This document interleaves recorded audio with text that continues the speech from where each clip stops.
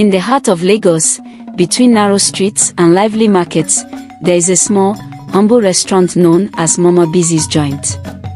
It wasn't much to look at, just a few wooden benches and tables under a rusted zinc roof, but it was famous across the neighborhood for its steaming plates of pounded yam and egusi soup. What drew people even more than the taste was the price. Mama Bisi's meals were unbelievably cheap, almost too good to be true. Mama Bisi, the owner, ran the restaurant with her two daughters, Abigail and Tola, and her son, Akin. Together, they worked tirelessly from dawn until late at night.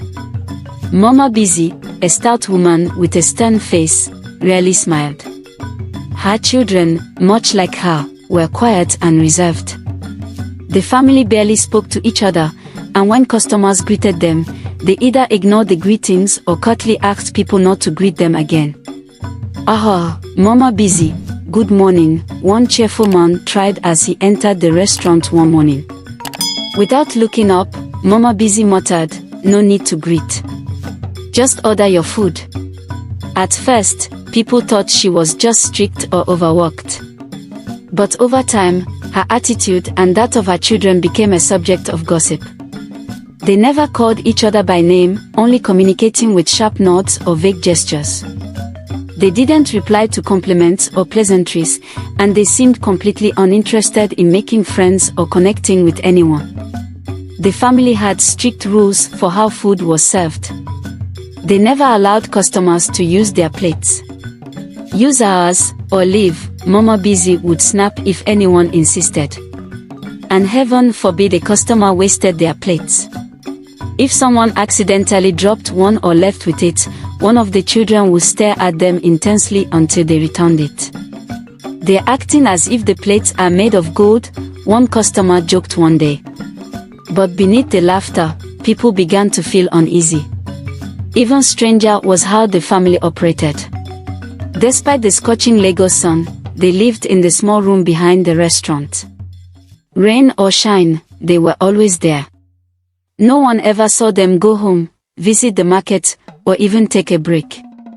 When Mama Bisi's daughters braided hair, they never used mirrors, expertly twisting intricate styles with their bare hands.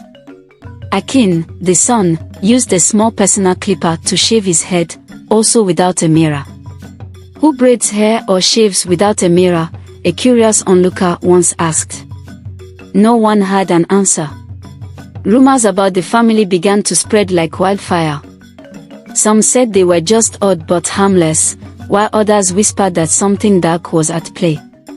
"I heard they don't even sleep," one woman told her friend. Someone said they saw light coming from the kitchen at midnight. "They were still cooking." "They are probably just hardworking," her friend replied. "After all, look at how cheap their food is. They are probably struggling to make ends meet." But others weren't so forgiving. "There's something wrong with them. Normal people don't act like that," a man argued in a nearby bar. "They never go out. They don't even let people greet them. It's not natural." Despite the growing unease, the food joint stayed busy. The cheap prices and delicious food kept customers coming back, even if they left with lingering questions. One day, a curious young woman named Funmi decided to ask Mama Bisi directly. She had heard the rumors and wanted to see for herself. "Mama Bisi," Funmi began cautiously, "why don't you and your children ever take a break? Don't you have a home to go to?" Mama Bisi fixed Funmi with a cold stare. "Eat your food and mind your business," she said flatly, turning back to the steaming pot of amla. Funmi left feeling unsettled. The more people tried to understand Mama Bisi and her family, the more they withdrew. Their detachment only deepened the mystery, and the whispers grew louder. "What if they're not normal?" someone suggested one day. "What if they're hiding something?" But no one could have guessed just how strange their secret truly was. One rainy evening, a man named Baba Karim stopped by for dinner. As he waited for his food, lightning flashed across the dark sky, briefly illuminating the small restaurant. Baba Karim swore he saw something odd, a faint, glowing outline around Mama Bisi as she stirred the pot. He blinked and rubbed his eyes, but when the lightning struck again, it was gone. Shaking his head, he muttered to himself, "Maybe I'm just tired." But the unease stayed with him long after he left. In the coming weeks, more customers began noticing odd things. A customer accidentally dropped a plate, and as Akin picked it up, his fingers seemed to pass right through it for a brief moment. Another swore they saw Abigail's reflection vanish from a puddle of water outside the restaurant. Still, the food was too good and too cheap to resist. Most customers brushed off the strange incidents as their imagination or mere coincidences. But the truth was creeping closer, waiting for the right moment to reveal itself. Deli was a curious man, always asking questions and digging into things others found unimportant. He had been a regular at Mama Bisi's joint for months, enjoying the affordable meals. But unlike others, he couldn't ignore the strange behavior of the family. "They don't even smile," Deli muttered to his friend one day. "How can you run a business and treat your customers like that?" His friend laughed it off. "Deli, cheap food is all that matters. Who cares if they're odd?" But Deli cared. He couldn't let go of the nagging feeling that something wasn't right. The rumors about the family's refusal to greet people, their bizarre attachment to plates, and their lack of mirrors intrigued him. One evening, as the sun dipped below the horizon and the streetlights flickered on, Deli decided to observe the restaurant more closely. He sat at a corner table, pretending to eat slowly while keeping an eye on the family. Deli noticed something peculiar about the way Mama Bisi moved. She never seemed to tire, even after hours of cooking and serving. Her daughters, Abigail and Tola, worked with the same unrelenting energy, their hands moving so fast it was almost a blur. Akin, the son, handled the plates with an almost mechanical precision, as if he were in a trance. Then something happened that made Deli's heart skip a beat. A child accidentally dropped a plate near Akin's feet. As Akin bent down to pick it up, Deli saw it just for a split second. Akin's fingers shimmered like smoke, momentarily losing their solid form before snapping back. Deli's stomach turned. What was that, he thought, his pulse quickening. He decided to test them. When Mama Bisi came to take his plate, Deli smiled and said, "Thank you, Mama. Your food is delicious, as always." Mama Bisi's face darkened. She leaned in close and whispered, "Did I not tell you people not to greet us? Focus on your food." Her voice was cold, almost inhuman. Deli nodded quickly, pretending to comply, but inside, his curiosity burned brighter than ever. That night, Deli couldn't sleep. The shimmer he had seen in Akin's hand haunted him, and Mama Bisi's words echoed in his ears. He decided to return to the restaurant after hours to see what they did when no one was watching. Disguising himself with a hoodie, Deli approached the restaurant just before midnight. The streets were eerily quiet, and the faint hum of generators filled the air. As he drew closer, he noticed something strange, soft, bluish light glowing from the cracks in the wooden walls of the restaurant. Peeking through a small gap, Deli froze in disbelief. Inside, Mama Bisi and her children were gathered around a pot of fufu. But they weren't cooking. Their bodies seemed translucent, glowing faintly in the dim light. Their movements were unnatural, almost floating as they stirred the pot and cleaned the plates. Deli's heart pounded in his chest. "They're not human," he whispered to himself. The next day, Deli returned to the restaurant, determined to confront Mama Bisi. He waited until the place was less crowded and approached her with a calm but firm expression. "Mama Bisi," he began, "I need to talk to you about something." She didn't look up from her pot. "If it's about food, place your order. If not, leave." "It's not about food," Deli said, his voice steady. "I know what I saw last night." For the first time, Mama Bisi froze. Slowly, She turned to face him, her dark eyes boring into his. "What did you see?" she asked in a voice so cold it sent shivers down Deli's spine.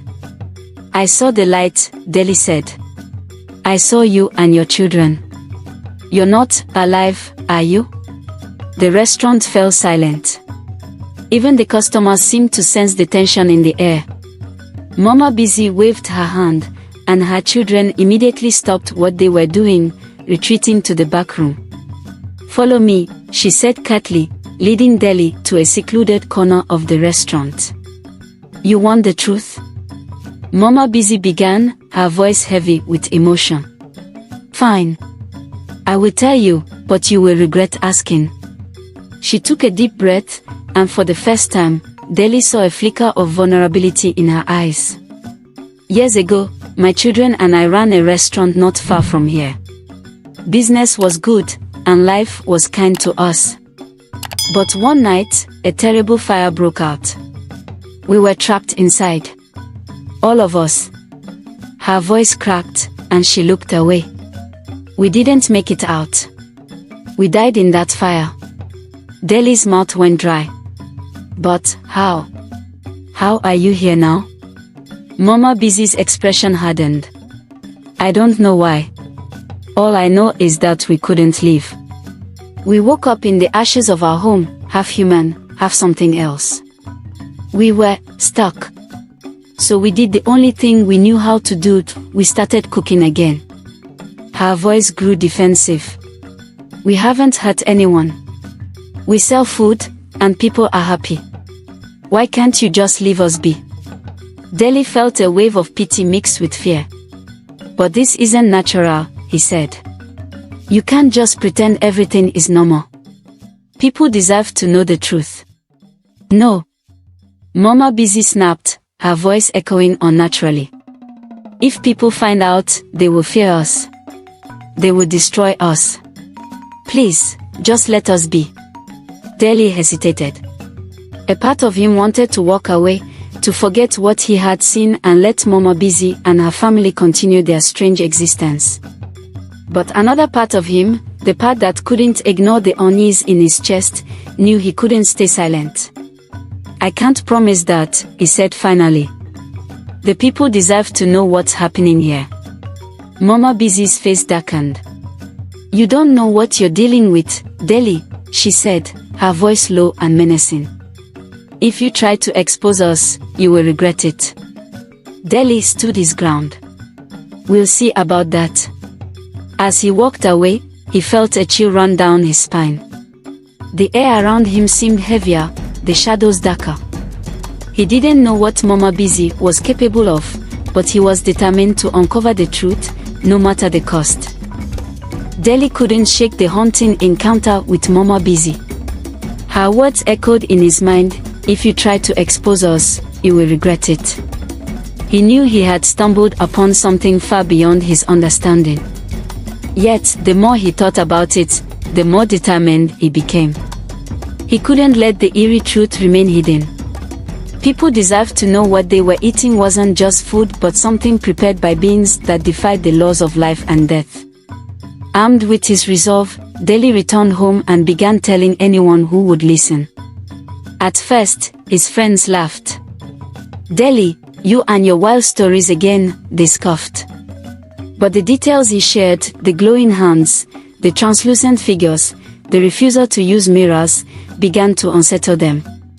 Soon, whispers spread throughout Ayobo, and the once busy Mama Bisi's joint became the center of fearful curiosity. The news mixed reactions. Some loyal customers defended Mama Bisi. "Abeg, ghost or not, her food is sweet and cheap. That's all I care about," one man argued, but others weren't so forgiving. "What if eating their food has consequences?" an elderly woman said, crossing herself. "What if they've cursed us?" A small group of people decided to confront Mama Bisi. They marched to the restaurant one evening, led by none other than Deli. As they approached, they were greeted by the tantalizing aroma of freshly cooked fufu. But this time, the scent didn't comfort them. It only deepened their unease. Mama Bisi was standing at her usual spot by the pot, stirring calmly as if nothing was amiss. Her children walked silently behind her, their faces blank and emotionless.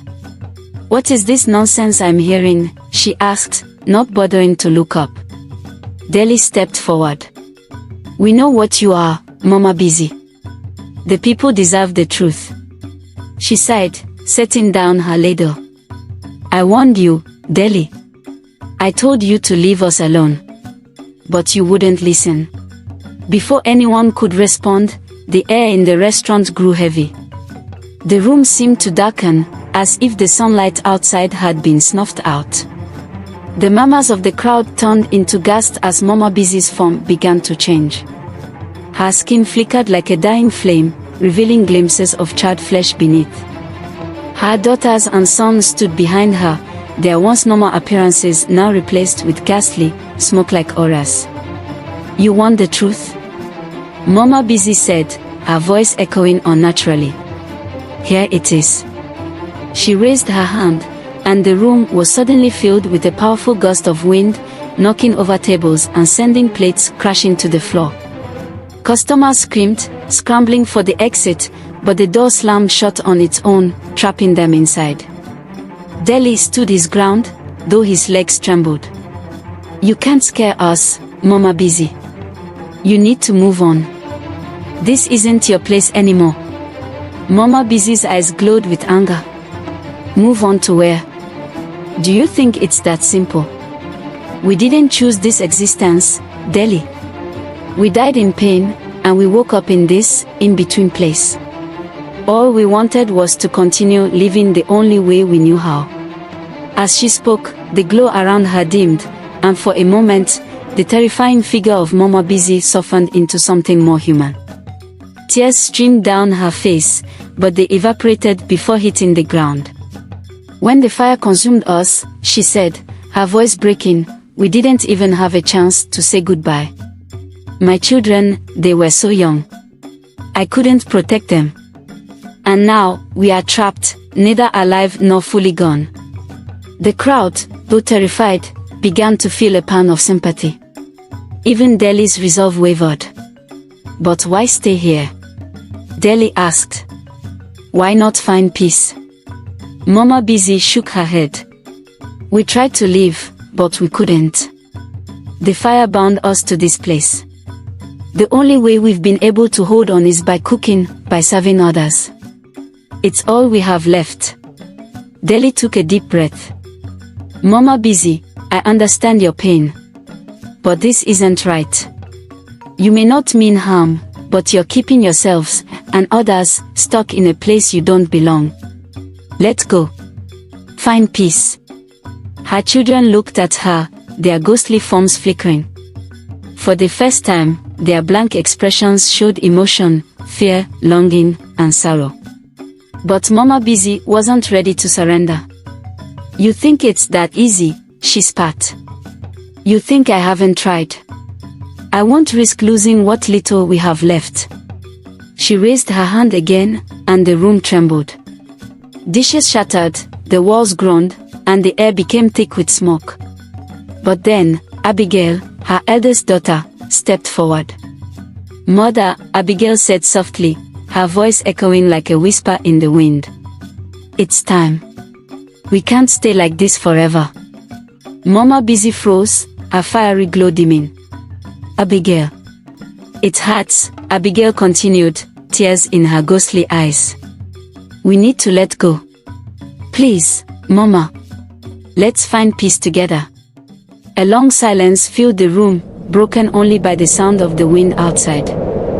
Finally, Mama Bisi lowered her hand, and the supernatural tension in the room lifted.